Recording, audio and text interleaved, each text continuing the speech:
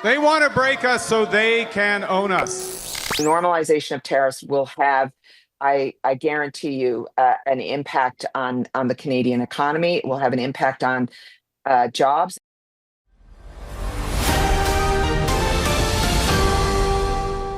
You might still be buying your usual canned beans or cooking oil each week, but within days, their prices could be anything but familiar.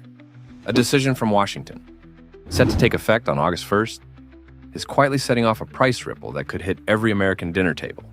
Starting August 1st, the U.S. will apply a 35% import tax on nearly all goods from Canada, from food and raw materials to industrial supplies. It's part of a new trade policy aiming to reduce cross-border dependence. But because Canada supplies much of what Americans use every day, this move is likely to shake up businesses and push up prices at the grocery store. Canada currently supplies about 69% of all canola oil used in the U.S. A gallon of canola oil, usually priced at $9, could soon cost $12 or more. For a family that buys 2 gallons a month, that's $6 extra per month or more than $70 a year just for cooking oil. And canned food might also get pricier. Roughly half of the tin plate steel used for canned goods comes from Canada. That means a can of soup currently priced at $3.99 might soon go for $4.79. A noticeable change for those who rely on canned meals for convenience or budget. Breakfast is also in the crosshairs. Canada is a key supplier of oats and grains that go into cereals. Brands like Quaker and Nature's Path have warned about rising costs. A $5.29 cereal box today may climb to $5.99 this fall. An unwelcome jump for families with kids or older folks who count on a quick, easy breakfast. Companies like Kraft Heinz and Goya Foods have already flagged production cost hikes. While there's no need to panic buy, it might be wise to keep an eye on prices. Consider switching to US-made brands, buying in bulk, or hunting for store deals. What seems like a distant policy could add $40 to $50 a month to the average household's grocery bill. Small changes that add up. 2. Kitchen staples at risk. 3 key items are likely to see increases: tin plate, canola oil, and breakfast cereals. These are the building blocks of hundreds of everyday products. Tin plate steel is used in soup cans, soda cans, and even pet food containers. When the cost of materials rises, packaging companies adjust prices fast. A $3.99 soup can may become $4.49, or even $4.79. Soon tough news for anyone living alone or on a fixed income. As for canola oil, most of it comes from Canada. With taxes added, prices are expected to climb above $12 per gallon. So, if you buy 2 gallons a month, expect to pay $6 to $8 more in prepared foods that use canola, like salad dressings or sandwich buns. Will also go up. Cereal lovers, take note. Canadian oats are a staple in U.S. breakfast products. While prices haven't jumped yet, higher import costs mean $5.29 cereal boxes might hit $5.99 soon. That's a real pinch for families juggling food costs already. 3, prices will keep climbing. According to Yale Budget Lab, new 2025 tariffs, including the one on Canada, could increase the cost of living by around 2%, adding about $2,700 per year to the average household budget if no spending changes are made. Food costs at home alone are projected to rise by 2.2%, with fresh produce possibly jumping over 5%. So, that $20 basket of vegetables you bought last week could soon cost $21. Families who adjust their shopping habits choosing local over imports might limit the extra spending to around $2,300 per year. Still, for low-income households where food is already a big part of the budget, that's a major stress. The bigger picture, U.S. GDP could fall by 0.8%. And unemployment may rise by 0.4%, meaning about 594,000 jobs lost by year's end. That's not just theory, it's the potential real-world pain for working Americans. So this whole Greenland thing is getting kind of out of hand. When the president on Twitter declared that he would not travel to Denmark in 10 days' time. The reason? Danish leaders wouldn't discuss selling Greenland to the U.S.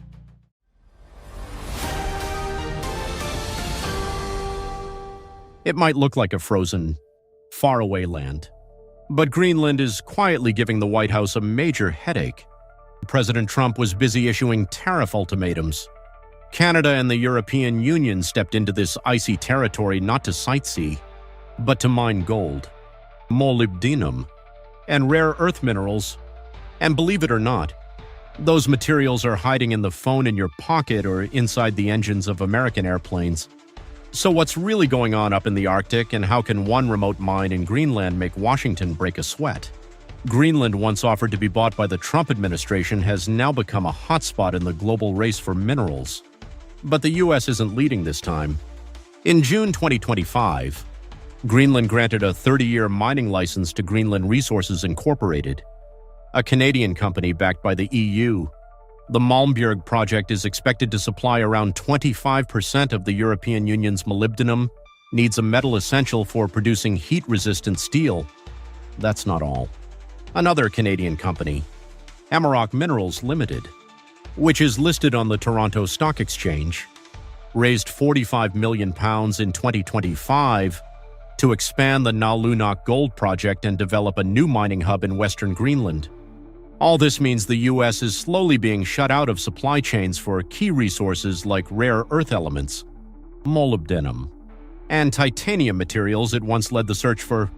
Greenland holds 25 out of 34 critical minerals identified by the EU, and this new direction could reshape how the global market works. Losing first access to Greenland's mineral reserves may cause the cost of technology and defense equipment to go up in the future. For example, if a chip made with molybdenum gets 15% more expensive, then an electric vehicle or military device could cost an extra $200 to $500 just because of raw materials. Greenland isn't chasing short-term profit. Instead, it's setting a long-term roadmap for how its resources get used. Under new government rules, foreign companies must hire local Greenlandic workers and invest directly in community projects like schools, hospitals, roads, and environmental safeguards. That means more of the wealth from Greenland's ground stays within the country rather than getting shipped overseas without any local benefits. As Greenland's Prime Minister said, "We're not selling resources, we're building a future." That's one reason why Greenland is leaning toward partners like Canada and the EU, who are ready to follow these sustainability standards and provide long-term support instead of just looking for quick profits. Because of these stricter requirements, American companies used to a buy mine exit model will need to adjust if they want to compete. That could slow the U.S. down in building a new clean energy supply chain. In the meantime, products like electric car batteries, wind turbines, and energy storage devices could keep seeing high prices for the next 12 to 18 months. Greenland's pivot toward Europe and Canada isn't just symbolic, it's changing the balance of power in the global resource game. With European and Canadian firms gaining control of key mining projects in Greenland like those for molybdenum, gold, and rare earths, the U.S. could find itself locked out of supply lines it once hoped to lead. Take the Malmbjerg project. For instance, it has the green light to operate through 2055 and is set to provide a quarter of the EU's molybdenum needs. That metal is vital for defense, aerospace, and high-strength alloy manufacturing. The U.S. once looked to Greenland as a key partner to reduce its dependence on China, but now, companies like GE, Raytheon, and Tesla may have to source materials from harder-to-reach places like Brazil or Namibia, where costs and political risks are both higher. You won't feel the impact overnight, but signs are already there. A solar panel that cost $230 earlier this year is now listed at $260 at big retailers like Home Depot, largely because raw material prices are going up. And unless the U.S. finds a new path, that price gap is likely to keep growing. Auto giant Stellantis says it's already feeling the pain of Donald Trump's trade war. The company behind brands like Jeep, Dodge, Fiat, and Chrysler announced today that it expects to lose nearly $3 billion.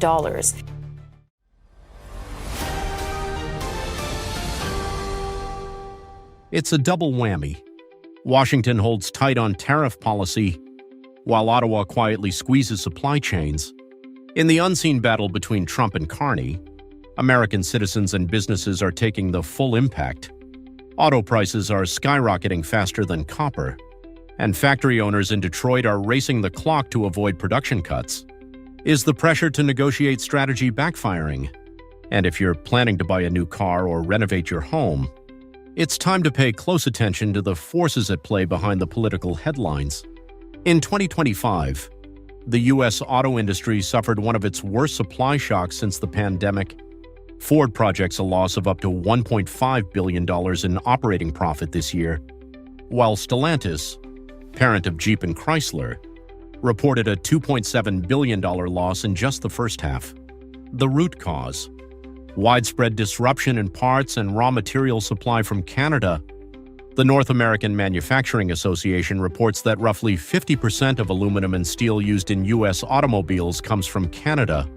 Those components often cross the border multiple times for fabrication, welding, and assembly, meaning even minor border delays can paralyze entire production lines.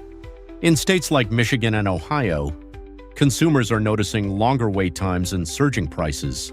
A midsize SUV that cost $35,000 in January now lists near $42,000 at many showrooms. It's not just cars feeling the pinch. Raw materials are surging across the board. Copper recently hit $5.72 per pound, its highest point since 2011. Aluminum prices have jumped 161% within the first 7 months of 2025, driving production costs up in industries and consumer goods alike. Auto manufacturers warn that if this continues, the average price of a new vehicle could rise by 20 to 25%, adding around $7,000 per car. Many consumers in industrial states like Illinois and Pennsylvania are delaying vehicle purchases, while companies like Tesla and Rivian raised prices in August. Building materials are also costly on average. A new home now costs $10,900 more, just accounting for steel, aluminum, and lumber. For many U.S. families, home construction plans have been postponed indefinitely. The combination of tariffs and import price increases is hitting American wallets hard. According to the Federal Reserve Bank of San Francisco, real household income could fall by 0.4% if current tariff policies remain through year-end. That small percentage translates to an added $1,300 to $4,900 per year in household spending due to higher import prices. According to Morning Consult surveys, many families are delaying big-ticket purchases like vehicles, electronics, and home renovations. Data from Experian shows personal debt, including credit card balances, is up nearly 7% from last year. Those who once lived hand-to-mouth are turning to credit cards to cover basic needs. A silent, dangerous financial spiral is forming, and credit policies, many experts argue, are accelerating it. The new spending law changes how Americans pay for education at every level. One provision affects school vouchers with a possible ripple effect on public school funding. Another targets large university endowments, bringing a new tax reality to higher education.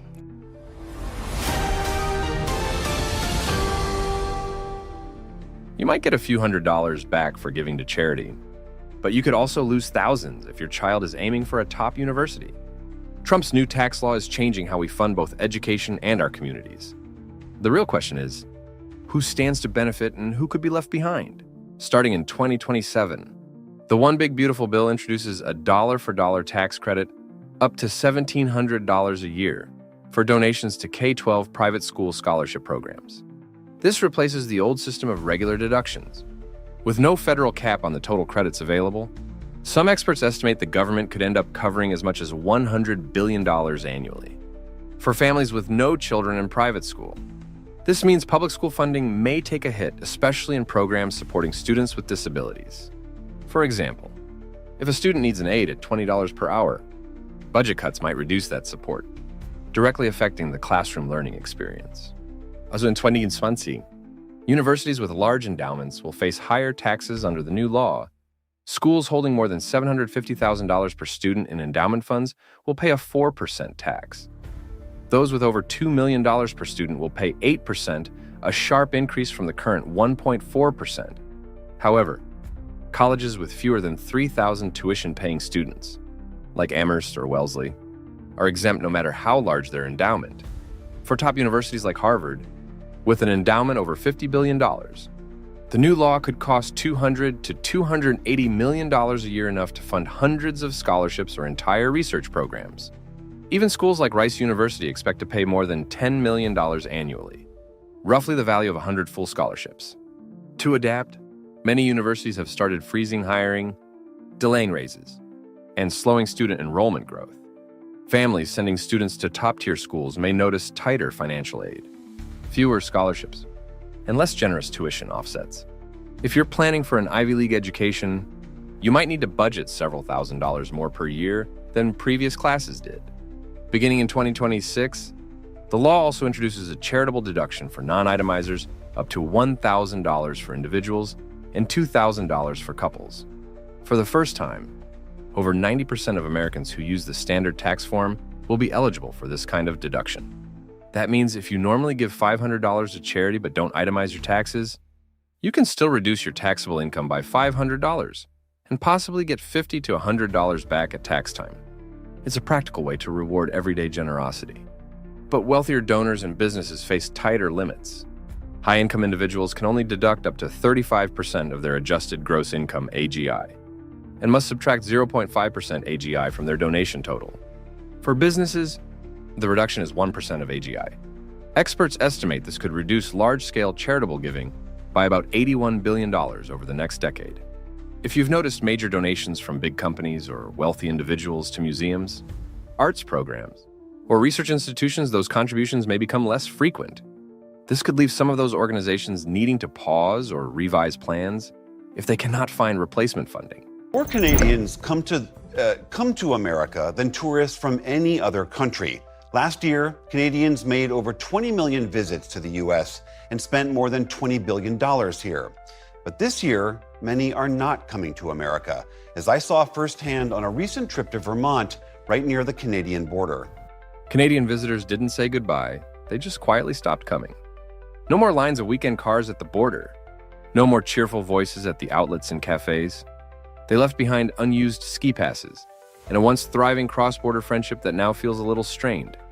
Back in 2024, over 20 million Canadian travelers crossed into the U.S., spending close to $19.8 billion. But by 2025, that number is sliding fast. In June alone, cross-border car traffic from Canada dropped 33%, marking the sixth straight month of decline. At a well-known ski resort near the Vermont border, 30 to 35% of seasonal passes from Canadian guests were never renewed. That's 1 out of every 3 visitors gone, and with them, income for local ski instructors, shuttle drivers, and small restaurants. If you've ever strolled through a small town near the border, places like Plattsburgh, NY or Darby Line, VT, you may already notice stores are quieter, cafes closing earlier, or fewer hands behind the counter. For local motel owners and diner staff who rely on guests from Toronto or Montreal, this isn't abstract, it's lost income day after day. The loss of Canadian visitors isn't just a footnote, it's playing out in real time at the register. In Jay-Peak, so Vermont, a resort that used to see over 3,000 Canadian season pass holders now has fewer than 1,500 renewals, slashing ticket revenue by more than $1.2 million year over year. Local hotels and eateries have shortened hours or closed 2 days a week just to stay afloat. At the St. Bernard de la Colle duty-free shop, once averaging 400 transactions a day, numbers have dropped to under 200, dragging revenue from over $100,000 per day in 2024 to under $55,000 now. One store owner put it plainly, "We're sitting on double the inventory because nothing's moving." Even Vermont Bruco, a local favorite with a loyal Canadian following, saw second quarter sales drop 38%. The reason? A case of their popular IPA that used to cost 25 Canadian dollars now sells for over 36. Thanks to import taxes, about an $8 hike per case. Many customers have shifted to Canadian brands like Molson or Bose, which are cheaper and untaxed. If you're a bartender, cook, or receptionist near the border, you've probably already felt the change: fewer shifts, fewer tips, and too many empty tables where Canadian guests used to sit. With cross-border travel in retreat, towns across the northern U.S. are stepping up efforts to reconnect with their neighbors to the north. In downtown Burlington, Vermont, The popular Church Street was temporarily renamed Canada Street for the month of July. Store signs, banners, and even menus now include French translations as a warm welcome. Shops like Maple Lane Boutique and diners like North Shore Diner are offering at par pricing, meaning Canadians can pay in Canadian dollars at a one exchange rate. That can save travelers 7% to 10% on purchases enough to turn a $50 lunch from nearly 70 Canadian dollars back down to face value. There's also a new initiative called Free Canada Day, rolling out in towns from New York to Michigan, offering free admission to local attractions, lodging discounts, and special perks for Canadians visiting on July 1st, their national holiday. Some hotels even promote deals like buy 2 nights, get 1 free for Canadians, a savings of $200 to $300 per trip. These gestures are more than symbolic. For many border towns that depend on Canadian travelers, from gas stations and grocery stores to motels and roadside diners, this is a matter of survival. If Canadian guests keep staying away, the winter ahead could be a tough one. How can we find a way to support each other? And then in addition to that, find a way to get to new markets.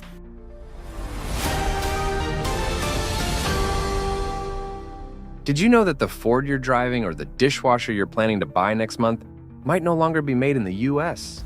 It didn't take a major blow from a foreign competitor.